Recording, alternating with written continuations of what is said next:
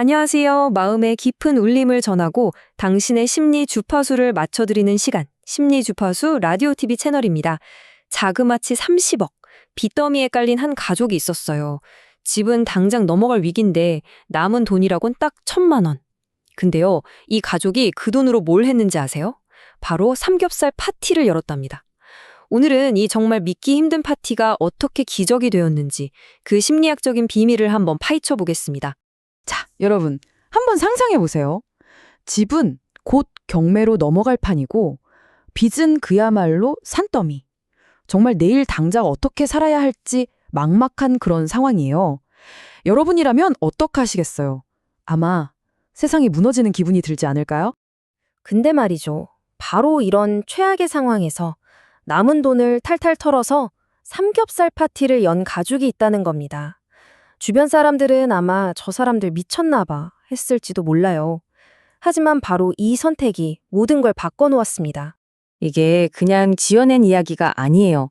수많은 사람들의 마음을 치유해온 심리 전문가 박재현 소장님이 직접 전한 실제 이야기입니다.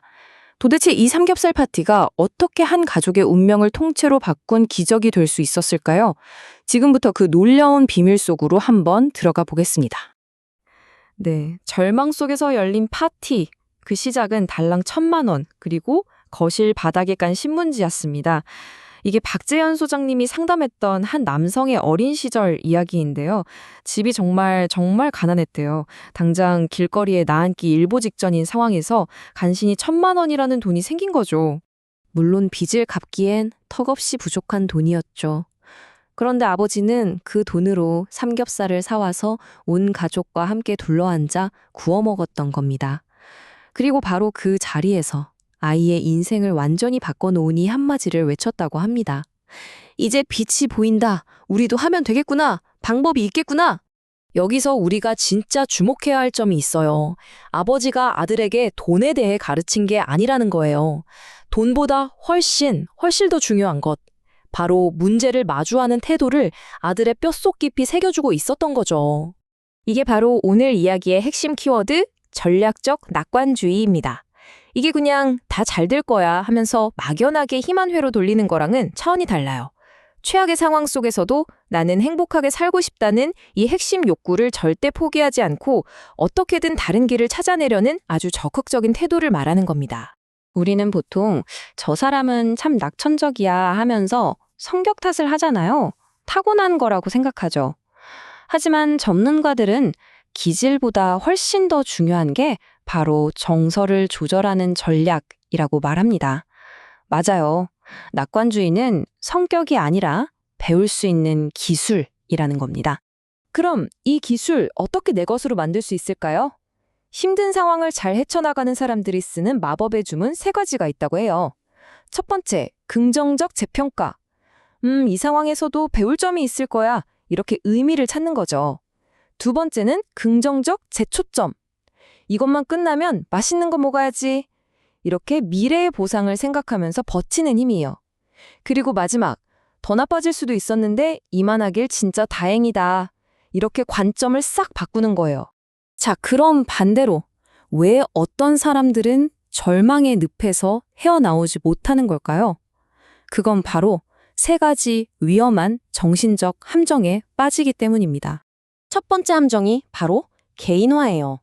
전부 다 내 탓이야. 내가 못나서 이런 일이 생긴 거야. 이렇게 모든 걸 자기 탓으로 돌리는 거죠. 두 번째는 침투성. 괴로운 생각이 밥 먹을 때도 잠을 잘 때도 불쑥불쑥 튀어나와서 소중한 현재를 망가뜨리는 겁니다. 그리고 가장 위험한 3번째 함정, 바로 영속성인데요. 내 인생은 원래 이 모양이고 앞으로도 영원히 이럴 거야. 이렇게 단정해버리는 거죠. 보세요. 이 비교표를 보면 모든 게 아주 명확해집니다. 삼겹살 파티를 열었던 아버지는 이 함정들을 아주 멋지게 돌파한 거예요.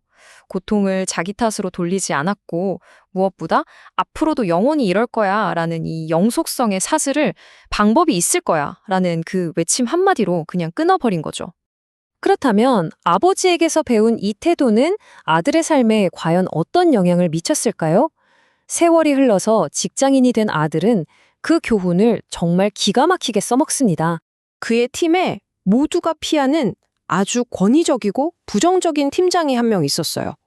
보통 사람 같으면 이런 상사 밑에서 엄청 스트레스 받고 위축되게 마련이잖아요.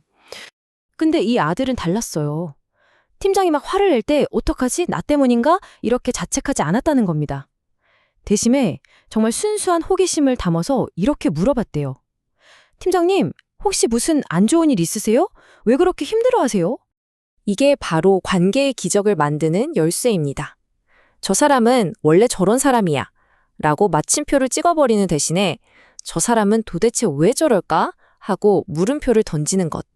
이 작은 변화가 꽉 막힌 관계를 풀어내는 엄청난 시작점이 될 수 있다는 거죠. 자, 이제 마지막으로 우리 자신에게 한번 깊은 질문을 던져볼 시간입니다. 만약 오늘이 내 인생의 마지막 날이라면 과연 무엇이 정말 중요할까요? 우리 인생은 영원하지 않잖아요. 만약 오늘이 정말 마지막 날이라면 여러분은 그 마지막 하루를 문제 때문에 괴로워하면서 보내시겠어요? 아마 아닐 거예요.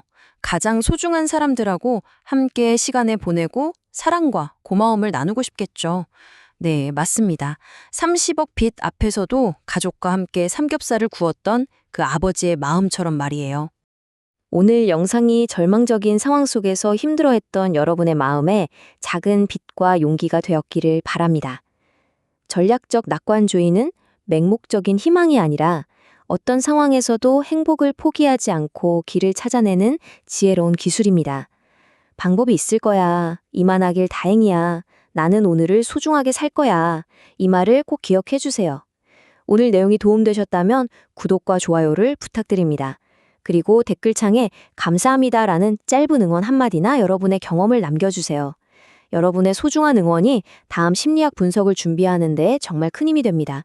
지금까지 여러분의 마음 건강을 함께하는 심리주파수 라디오TV였습니다.